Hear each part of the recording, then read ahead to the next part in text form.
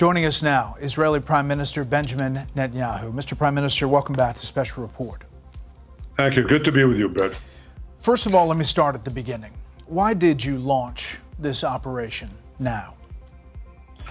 Because we were facing an imminent threat, a dual existential threat. One, the threat of Iran rushing to weaponize their enriched uranium to make atomic bombs with a specific and declared intent to destroy us. Second, a rush to increase their ballistic missile arsenal into the capacity that they would have 3,600 weapons a year, new weapons within 3 years, 10,000 ballistic missiles, each one weighing a ton, coming in at Mach 6 right into our cities, as you saw today. And then in 6 years, 20,000. That's no country can sustain that, and certainly not a country the size of Israel. So we had to act. It was the 12th hour. We did act to save ourselves, but also, I think, to not only protect ourselves, but protect the world from this incendiary regime. We can't have the world's most dangerous regime have the world's most dangerous weapons. We're protecting ourselves, but by doing so, we're protecting many others.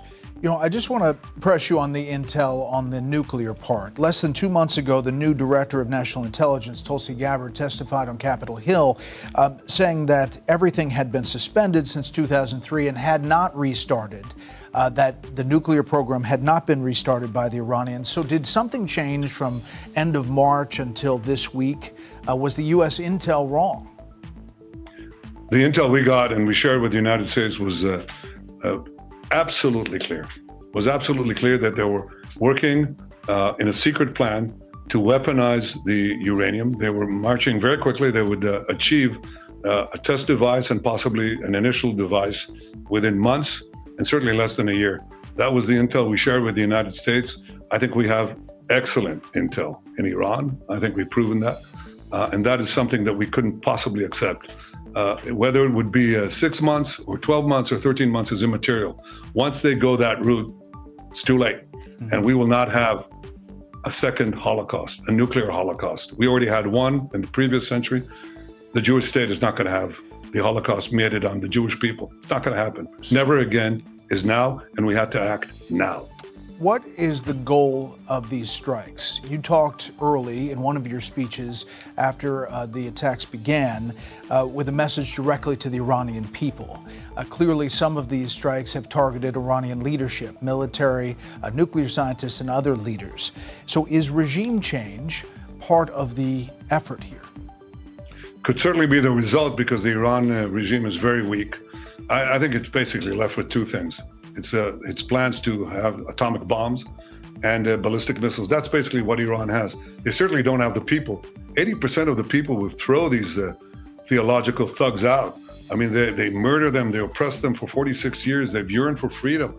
I mean, they shoot women because their hair is uncovered. They shoot students. They just suck the oxygen from this brave and gifted people, the Iranian people. And you know, the Persian people and the Jewish people have had an ancient friendship. It goes back to the times of Cyrus the Great. It could happen again. But again, the decision to act, to rise up at this time is the decision of the Iranian people. We decided to act because we saw enough uranium, enriched uranium, for 9 bombs. And all they had to do was weaponize them. We stopped that by we're attacking their nuclear sites. We attacked their chief nuclear scientists working. It's like Hitler's nuclear scientists. Would you leave them? Of course not. We attacked their top command. I can inform you, Brett, that moments ago, we also got the chief intelligence officer and his deputy in Tehran, because we're now over the skies of Tehran. Our pilots, our brave pilots, are over the skies of Tehran, and we're targeting military sites, nuclear sites. That's what we're doing to take out those two threats. Unlike the Iranians, who your reporter said correctly, they're targeting our civilians. Yeah. They're bombing our civilians. So that's the difference. They're a terrorist regime. We can't have Iran have nuclear weapons. And by the way, our intel shows that they intend to give these nuclear weapons to their Houthi proxies and others. And that's nuclear terrorism on a global scale. It threatens everyone. And the last thing is they have plans to develop intercontinental ballistic missiles. Right now, 8,000 kilometers, very soon, just at a little distance, and they can reach the eastern seaboard of the United States. These people who chant death to America, tried to assassinate President Trump twice, killed 241 of your Marines in Beirut, killed and injured thousands of American soldiers in Afghanistan and Iraq, tried to bomb a restaurant in Washington, D.C., chant death to America, burn the American flag.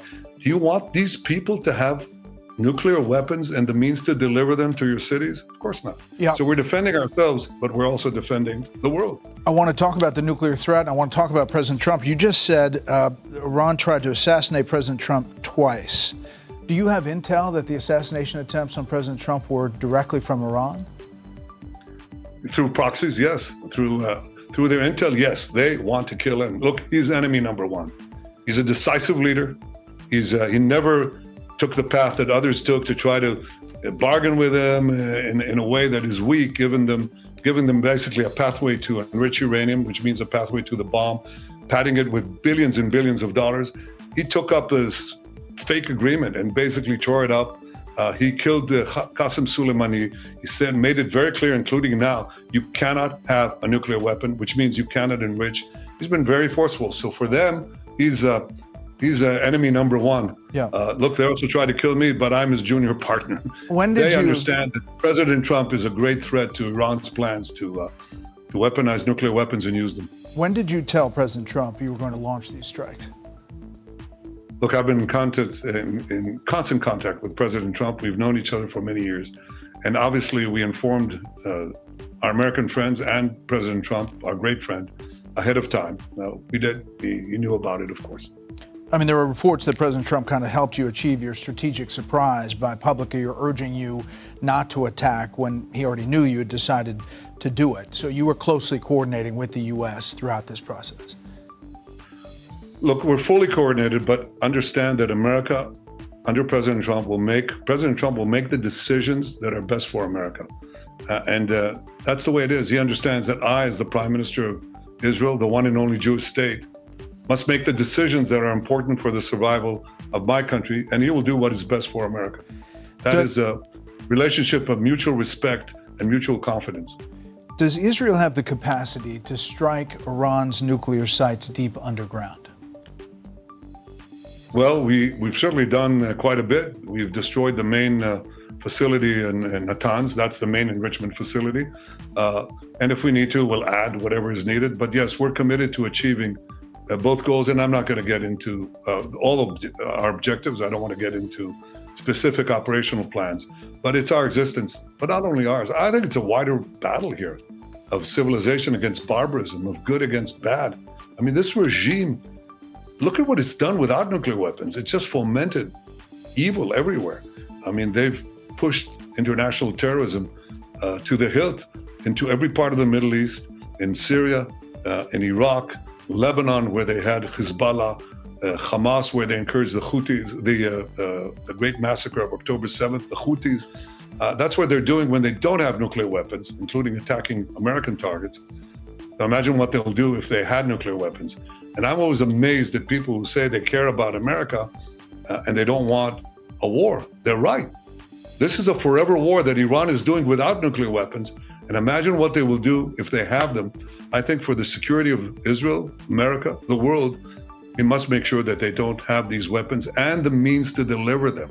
And they're working on both. I just want to ask you about the nuclear sites. Fordo Nuclear Enrichment Facility located deep inside a mountain. These are from Iranian nuclear experts. Inside this mountain near Qom. Esfahan, deeply buried facility where Iran stores its highly enriched uranium. In some ways, experts say it might even be more important than Fordo. The IAEA says it's a half-mile deep. So I guess the question is, if the goal is destroying Iran's nuclear program, how do you do so without the 30,000-pound bunker buster bombs that really only the U.S. has? Have you asked President Trump to use that 30,000-pound penetrator bomb to get to those facilities? I'm not going to get into my discussions with the president, but understand that his decisions are his decisions. As for these targets, we've destroyed in Isfahan the conversion facility they had. That's a very important facility that without which you can't really build a weapon. That's gone. There are other plans that we have. I won't get into it. I think Israel has shown that it has well, how shall I say, we're the innovation nation that we're called that, startup nation. So we have quite a few startups and quite a few rabbits up our sleeve. And I don't think that I should get into that. Okay. Well, I mean, are you getting everything from the U.S. that you've asked for? Is there something that you've asked for that you're not getting? What I'll say this is that I deeply appreciate President Trump's decision to help in the defense of Israel. American pilots are shooting down drones that are headed towards Israel, as do our pilots. American THAAD missile batteries are helping defend Tel Aviv and greater Tel Aviv area. American Aegis ships are in the Mediterranean. That's all a decision by President Trump, which I deeply appreciate. Again, his decisions on what to do at any given time is the president's decision. I trust his judgment completely. Do you have any estimate on how much you have set back Iran's nuclear program? I think we've set them back quite a bit. I think they were completely surprised. And you know, surprise is a great element of success. Remember the Pagers, remember Nasrallah, that's part of breaking up the Iranian axis. And we achieved that with surprise. And I think we achieved a great surprise the other day when we started. We could wait and wait and wait. They'd string along the negotiations. We gave them a chance. I gave them a chance, but it was clear they were not serious about it. It became clear, I think, to the United States as well, because the president was very clear. He said, you can't have nuclear weapons. And in order not to have nuclear weapons, you can't enrich uranium. And they basically strung everybody along, and it was clear to us it was going nowhere. I could wait and wait and wait until they officially declared that the talks were off, or and we'd officially declare that we're going to attack them. That's not how I conduct wars, and it's not how Israel conducts wars. So we're geared to do whatever is necessary to achieve our dual aim, to remove two existential threats, the nuclear threat and the ballistic missile threat. And we're doing that as we speak now in Tehran, but we're not bombing the population. We're telling the population, leave. So when we hit the targets embedded in civilian areas, you won't be hurt. And there's now mass migration from Tehran right now. That's what's happening. So because we're giving them forewarning. Mr. Prime Minister, what proportion of Iranian air defenses do you think you've taken out? Back in October, the air defenses were really decimated. Now you say you have kind of control of the skies as you're picking these targets, yet these missiles and drones are still coming your way as they attack, as you point out, civilian areas inside Israel. Well, you're right. First of all, we're doing a lot to prevent a lot of them from coming in, but it's not hermetic. You're quite right. But when I say we have control of the skies, you correctly said that they had a very dense anti-aircraft batteries between the western border of Iran and Tehran, and basically our incredible, there's no other word to describe it, our incredible intel guys and the Mossad, they did wonderful work to peel off the layers of protection that they had, and our pilots took them out. And so we have a free highway to Tehran, and we can now pick off the targets that we need in Tehran and other places without having our planes shot down. And so far, none of them have been shot down. And I hope that continues. But we are absolutely resolute to remove this threat. This is what you have to do when you stand at the brink of catastrophe. And I think it's not just our test. You know, Churchill talked about the slumber of democracies. He said that democracies tend to sleep until the jarring gong of danger wakes them up. Well, sometimes it might not wake them up. Certainly, we didn't need a wake-up gong. I've been talking about the Iranian threat for 40 years. 3 years, I think, 4 years after the Iranian regime, the Ayatollah regime, hijacked Iran and the people of Iran. I said the greatest threat facing Israel and potentially the world is this regime that will try to arm itself with nuclear weapons. And I've devoted a considerable part of my life, in fact, most of my life, to preventing that. And when the gong of danger sounds, and you know it's the last moment, it's the 12th hour, you've got to act. That's what responsible leaders do. And what I seek is that the entire world will do what President Trump is doing. He's standing up for good against evil. He's standing up for the right against the wrong. He's standing up for good against bad. And I think that's very admirable. I salute you for it, President Trump. The president's also, however, Mr. Prime Minister, calling for Iran to get back to the table, to the negotiating table. You don't seem to be saying that that's worth it. How does this end? Well, in fact, I said it is worth it if they'll do what the president wants, and that is eliminate their enrichment capacity. You know, that's a lot better than my country, my forces, my brave pilots having to do it. It's much better than our Mossad operatives on the ground having to do it.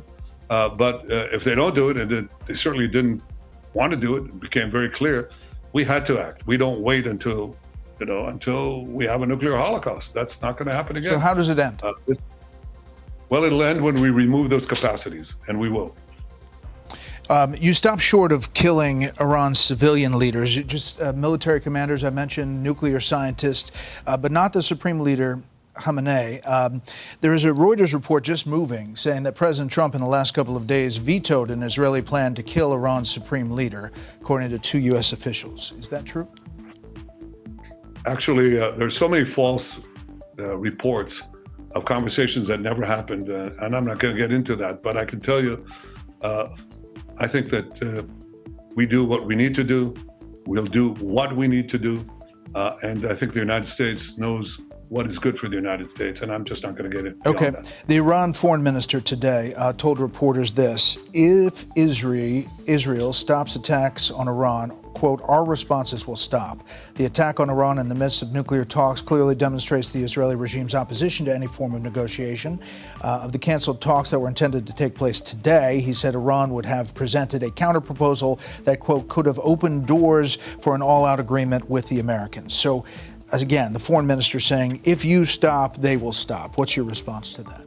Well, first of all, it's hogwash. While they were negotiating, the Ayatollah himself, Khamenei, tweeted again and again, death to Israel. Israel must be destroyed. So some good faith there, right? Aside from that, they had bad faith because they were cheating, and we saw it in our intel. It was very clear. And the U.S. had that same intel. Believe me, we shared it. We share that intelligence. One of the great things of our unprecedented cooperation that has happened under President Trump is that we share every bit of information. So number one, he's lying. That's not new. Iran lies all the time. They cheat. But the second point is that they say, okay, we'll stop if you stop. Stop what? You'll continue to develop your engines of death, mass death, continue to develop your nuclear bombs, continue to develop the ballistic missiles like the one that fell in Tel Aviv, near Tel Aviv today. I was there, the whole building just slammed through.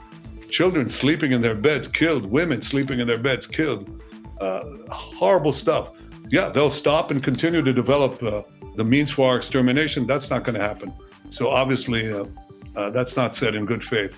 The issue here is not de-escalation. The issue here is not ceasefire. The issue here is stopping those things that will threaten our survival, and we're committed to stopping them, and I think we can achieve them. Now, if they are willing to accept President Trump's terms, that's a different matter. I said that months ago, and I said, and in my meeting with the president in Washington, overnight, if you can get a deal that does it, fine. But he didn't, not because the president didn't want it. It's because Iran didn't want it, and they cheated. Overnight, you expanded your airstrikes to include oil and energy infrastructure in Iran. Is that a different phase? What's the point? Well, this was an oil container. It wasn't a production site, but it merely means that we're ready to take whatever action is needed. And of course, we'll take some of those actions in response to what Iran does to us. But as I said, our main targets are the military and nuclear targets, and we're taking them out with the precision and with purpose. We're not hearing much harsh criticism from the Gulf Arab countries. There have been some statements. Saudi Arabia putting out, the Kingdom of Saudi Arabia expresses its condemnation, strong denunciation of the Israeli attacks that targeted the Islamic Republic of Iran, which violated sovereignty. These attacks represent a blatant violation of international laws and norms. That was early on, but not much since then. How do you judge the Gulf states' response to what's happening now? Well, I'll leave that to them. They can speak for themselves, but I truly believe, that we have a great future if we take out Iran. Iran has been the systematic fomenter of wars, sabotage, terrorism. They attacked Aramco, the Saudi oil facilities. They send terrorists everywhere throughout the Middle East. So I think that I have a different conception, a different future. and it was embarked on with the help of President Trump and his leadership in the Abraham Accords, where we signed peace treaties with 4 Arab states, expanding the peace, something that wasn't done for a quarter of a century. And I believe that we'll have opportunities to expand the peace as well with other of the Arab states next to us. I think they understand that Iran is a mortal threat to them as well. They have their eyes on their oil facilities. They want the waterways with the Houthis. They want to conquer the Middle East. And the one obstacle they've had so far is the state of Israel, because we're the ones fighting Iranians. And the other obstacle they have is President Trump. And I think, I'll tell you, they think that President Trump is an enormous obstacle.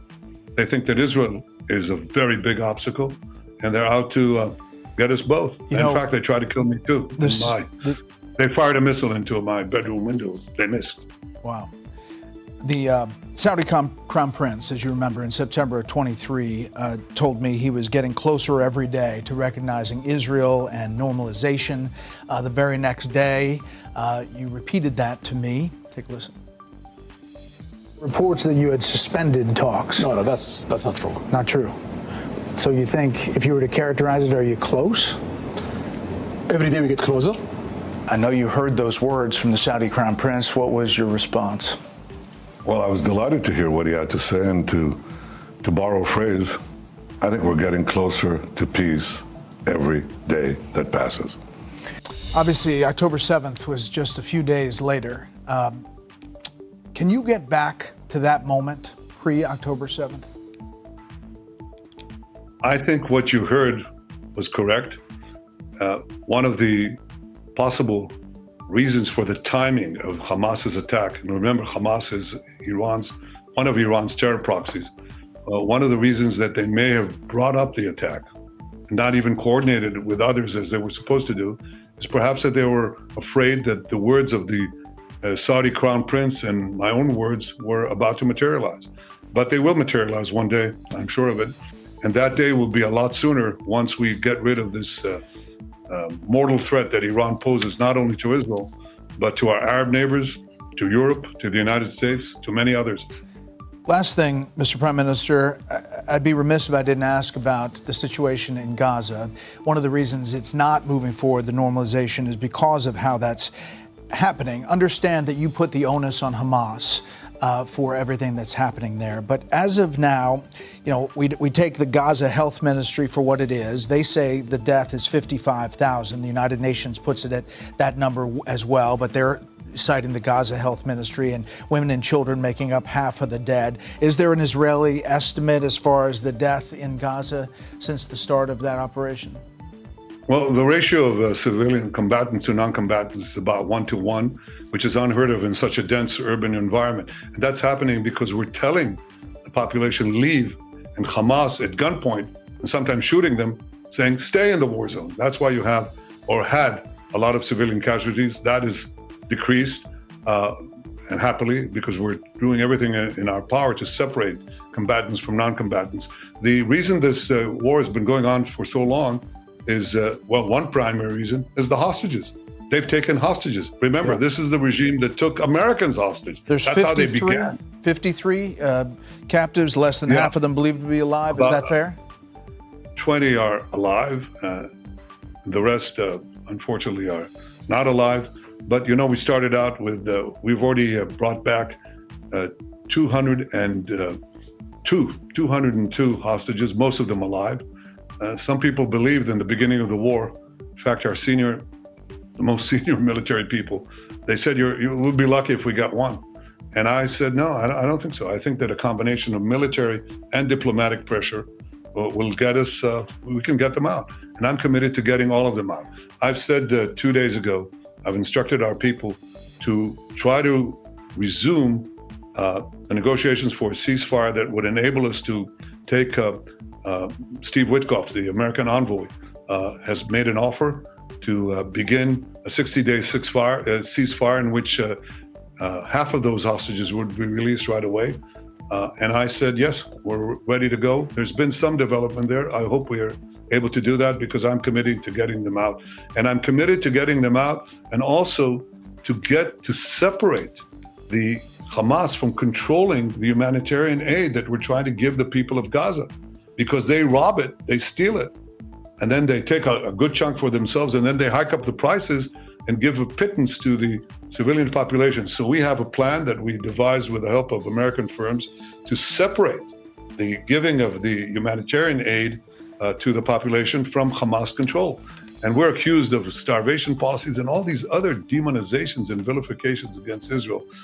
Look, we're a democracy fighting an island in the sea of evil, and we're doing what we can to remove this proxy, this Iran terror proxy as well. But the big problem, the big question for Israel, for humanity, for the world, for Israel and the United States is whether we can take away the weapons of mass death from this cult of death that is in Tehran. The tyrants of Tehran will not win. We, with God's help, we will win. So just address the critics who say about Gaza that you're trying to make Gaza unlivable in order to push Palestinians out of the territory permanently. When they say that, what's the response? Yeah. Well, because it's another lie. These are incredible lies. I think, first of all, no army in the history of the world has gone through the lengths that Israel has gone to separate combatants from non-combatants using millions of text messages, phone calls, you name it, everything, leaflets even, getting the population out. Otherwise, we'd have an enormous number of civilian deaths. And of course, Israel has that firepower, but we don't use it because that's our moral base. But the other thing is equally that we're not trying to destroy Gaza. We're trying to remove the threat from Gaza. And as far as the choice of people, if they want to leave or not, President Trump has given a brilliant idea. He said, look, Gaza has to be rebuilt. It's been destroyed because every place is booby-trapped. So, the population finally leaves. They overcome the threats by Hamas to shoot them, and they just leave. They tell Hamas, leave our buildings. And they almost get shot by Hamas. But when they leave, they booby-trap everything. So when we come to fight the terrorists, they set off these charges and they kill our soldiers. What we do is we bring a supercharge, it detonates all the booby traps, and that's how you have buildings destroyed.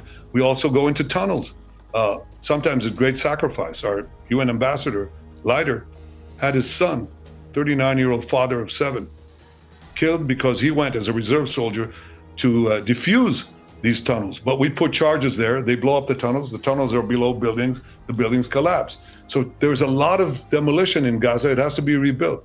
President Trump said, okay, let the people have a choice. Why are they locked in?